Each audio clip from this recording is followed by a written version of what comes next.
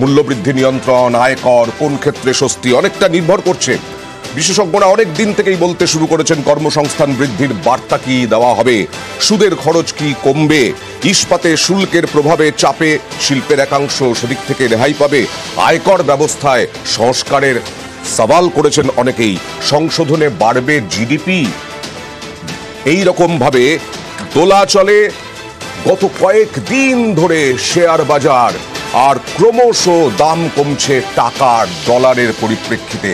গতকাল পর্যন্ত ছিল ৮৬ টাকা ৬২ পয়সা $1 দাম, আর আজকে কি হবে সেটাই এখন দেখার। ইতিমধ্যেই নির্মলা সীতারামন অর্থমন্ত্রী, তিনি পৌঁছে গেছেন কেন্দ্রীয় অর্থমন্ত্রকে।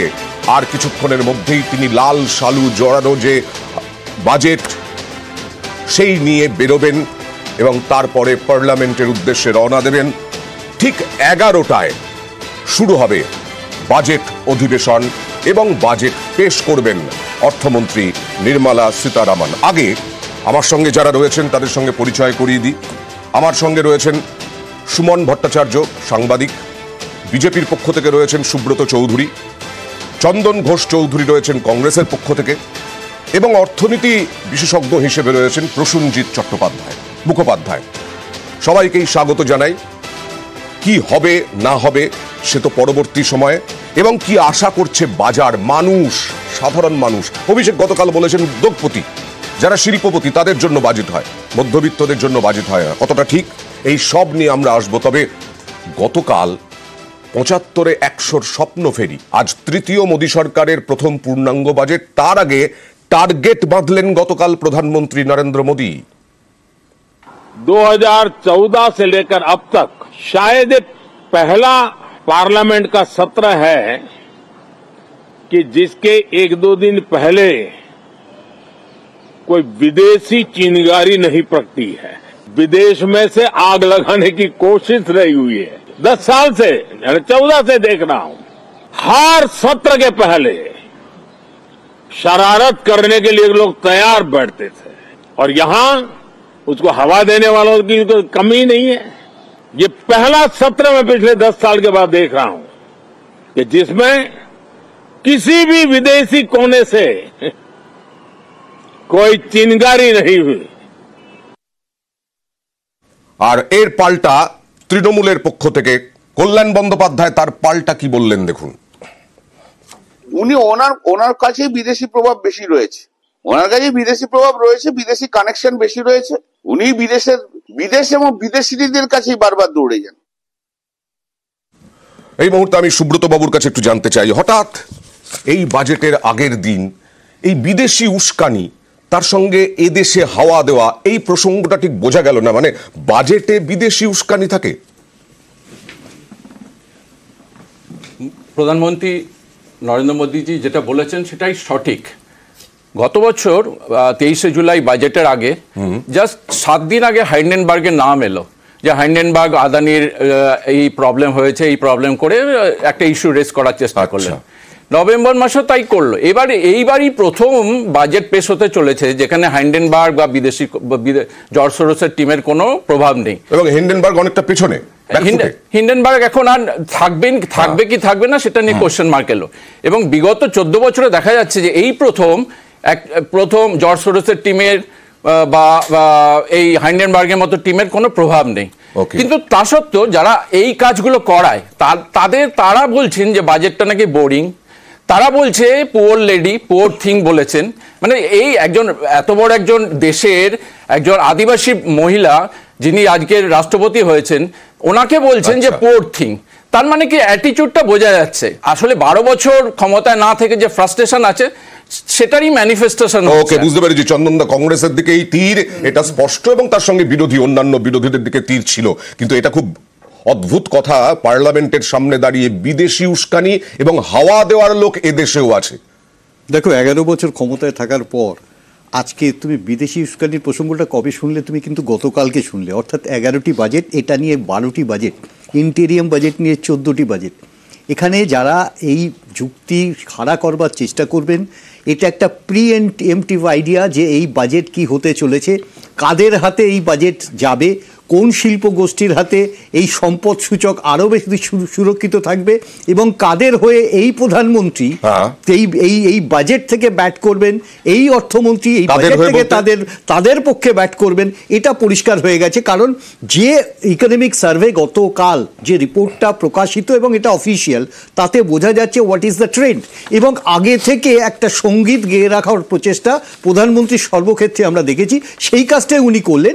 আর যেটা প্রসঙ্গটা সুব্রতবাবু তুললেন, আমি পরিষ্কারভাবে বলি, সেটা উনি বলেছেন ক্লান্ত লাগছে। তার মানে এই নয় যে একজন মহিলা আর একজন মহিলার প্রতি সহানুভূতিশীল, এটা খুব স্বাভাবিক, এবং সেই স্বাভাবিকতাকে রাজনীতির প্রকারণে নিয়ে এসে যে ব্যাখ্যা দেওয়া হলো, আমি আবারও বলি, এটা কমপ্লিটলি একটা মেথড অফ ডাইভার্সন চেষ্টা করা হচ্ছে। এবং তোমার যখন বাজেটটা পেশ হবে অয়ন, তারপরে তুমি বুঝতে পারবে এই প্রধানমন্ত্রীর সুপ্ত ইচ্ছাটা কি, এই রিফ্লেকশনটা বিকেলে তুমি বুঝতে পারবে কেন এই কথাগুলো বললেন। কি নজর ঘোরানো, মানে সাধারণ মানুষকে কিছু দিতে পারলেন না, উদ্যোগপতিদের জন্য বাজেট করলেন, যেটা বিরোধীরা অভিযোগ করছে, তার থেকে নজর ঘোরানো। দেখুন অয়ন, প্রথম কথা হচ্ছে সরকারের 14 বছর না, সরকারের 11 বছর। আর দ্বিতীয় কথা হচ্ছে যে যদি 11 বছর, আমি 14টা বাজেট বলেছি, ইন্টারিম বাজেট, আমি তাই বলেছি, সবকিছু নিয়ে 14 পরে। আমি যেটা বলতে চাই যে প্রথম হচ্ছে যে উইদাউট কোনো ব্যক্তিগত আক্রমণে, এটা তো সত্যি কথা হচ্ছে নির্মলা সীতারামন ঘরে এবং বাইরে চাপে। আমি ঘরটা ইলাবোরেট করছি না, আমি ঘরটাকে পলিটিক্যালি ধরছি। পলিটিক্যালি চ্যালেঞ্জ হচ্ছে এখানে অর্থনীতির দিক থেকে প্রসূনবাবু বলবেন। দেখুন, আমাদের অর্থনীতি খুব স্ট্রং জায়গায় দাঁড়িয়ে নেই। আপনি যদি গত 7 দিনের শুধু ঘটনা দেখেন, রিজার্ভ ব্যাংকে আমাদের যে লিকুইডিটি ক্রাইসিস, সেটা মেটাতে গিয়ে যতগুলো স্টেপ নিতে হয়েছে, সেটা বোঝা যাচ্ছে যে ক্রমশ এফডিআই ভারতবর্ষ থেকে বেরিয়ে যাচ্ছে, which is a bad sign. এবার এফডিআই বেরোনোর জন্য আরবিআইকে গত 7 দিনে যত স্টেপ নিতে হয়েছে, বা আগেও যা নিয়েছে, ডলারের দাম আমরা দেখছি 86, কিন্তু আসলে ডলারের দাম ধরে রাখার জন্য আরবিআইকে অনেকগুলো স্টেপ নিতে হয়েছে। তো সেই স্টেপের পরিপ্রেক্ষিতে নির্মলা সীতারামন ইজ অনেক শেকি উইকেট। নির্মলা সীতারামন তো মনমোহন সিং নন, মানে তার ওই ইকোনমিক ব্রিলিয়ান্স নেই, এটা প্রথম স্বীকার করে নিতে হবে। অনেক শেকি উইকেট। আমি বলবো এটা বিজেপির তরফ থেকে দুর্ভাগ্য যে বিজেপিকে যদি আদানি বা হিন্ডেনবার্গ দিয়ে একটা গোটা 140 কোটির দেশের বাজেটকে সিগনিফাই করতে হয় বা ডিফাইন করতে হয়, এটা দুর্ভাগ্য। What is the challenge? আমি আর 1 মিনিট নেব।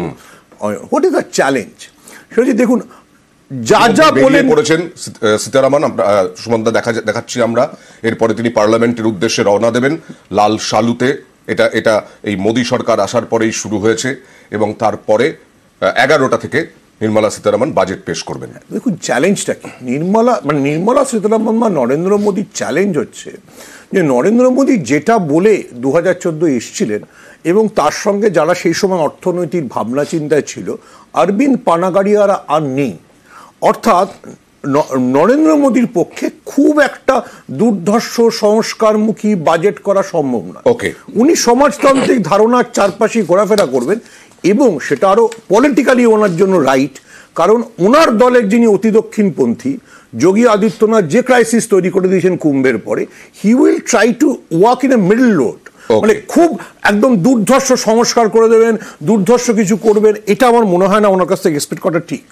আমি আসছি একটু সাধারণ মানুষ, অনেক রাজনৈতিক কথা হলো, কি চ্যালেঞ্জ হলো, কিন্তু সাধারণ মানুষ কি চান? সাধারণ মানুষ তো খেটে খেতে হয় তাদেরকে।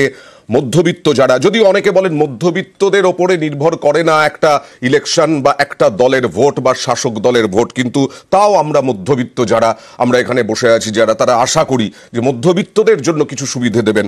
হয় কৃষক নয় উচ্চবিত্ত, বিরোধীরা বলে যে তাদের জন্য, মানে গরিব বা উচ্চবিত্ত, তাদের জন্য জায়গা করে দেন, যে দেওয়া হয় শাসক দলের পক্ষ থেকে। সরাসরি চলে যাব বিধাননগর থেকে, একটু কথা বলবেন সাধারণ মানুষের সঙ্গে আমাদের প্রতিনিধি সুদীপ্ত। কি চাইছেন, কিভাবে কাটছে সাধারণ মানুষের জীবনযাত্রা?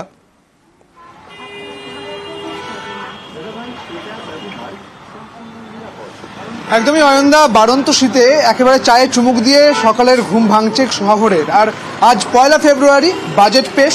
তোমার এই স্টুডিওর মধ্যে তুমি রয়েছো, সুমনবাবুর মতো আরো বিশিষ্টজনেরা রয়েছেন। ওখানে একটা ভারী আলোচনা হবে, কাটাছেড়া হবে। সাধারণ মানুষ কি চাইছেন সেটা একবার জানার চেষ্টা করব।